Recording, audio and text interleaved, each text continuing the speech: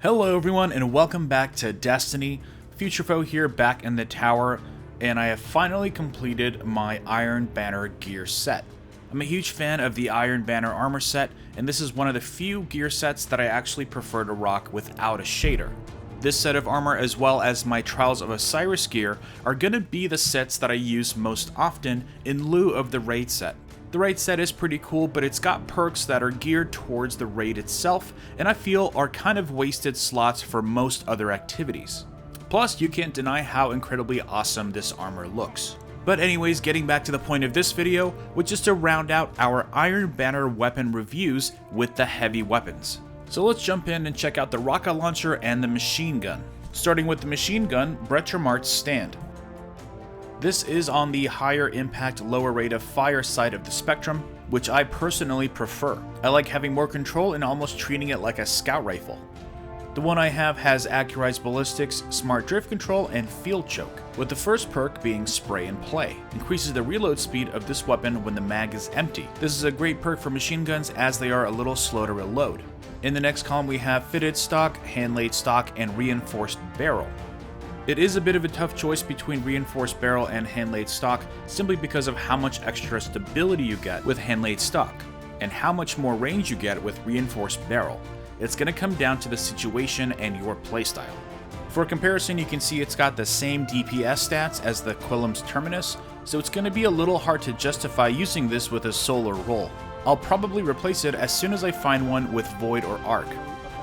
Overall, the gun feels very satisfying, just like the Quillam's Terminus, but I think I like the sights on this a little bit more. I just find them to be a bit more precise. I also find myself getting more precision hits, which is a great thing. The Terminus is a beast, but it does have more kick than Bretomart's stand. I had a lot of fun with this weapon, so for practical usage, it's really going to come down to the element. Next up, we've got the fabled Tormod's Bellows, which I believe is the first time available in the Iron Banner. This rocket launcher is on the higher rate of fire, lower blast radius side of the spectrum, which isn't one I particularly like. At least in my playstyle, I'm not looking to get rapid succession rockets out, especially with a magazine of 2. But at least the one you can buy straight from Saladin has tripod, which gets you that third shell in the tube. And the next column does give you quick draw and snapshot, which are great perks for a rocket of this archetype. And the last perk is tracking, which I find to be almost a necessity nowadays with rocket launchers. Unfortunately, there isn't anything that quite compares to this, with Truth being the closest, but Truth has that insane blast radius. I really had high hopes for this, but unfortunately it did fall pretty flat for me in testing. In the end, that hit to blast radius is going to be pretty detrimental for this rocket launcher. Which means that for PvE, there is always going to be a better option. And either way, in the Crucible, blast radius isn't the most important stat.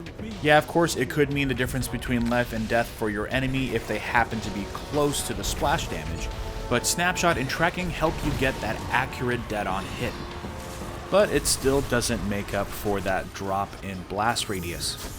It would have been pretty cool to see this weapon with like a maximum charge rate, but with its current stats, you're going to be better off with almost any other rocket launcher. Now looking at the full Iron Banner weapon set, it is nice to have them all collected, but I'm not super blown away by any single gun.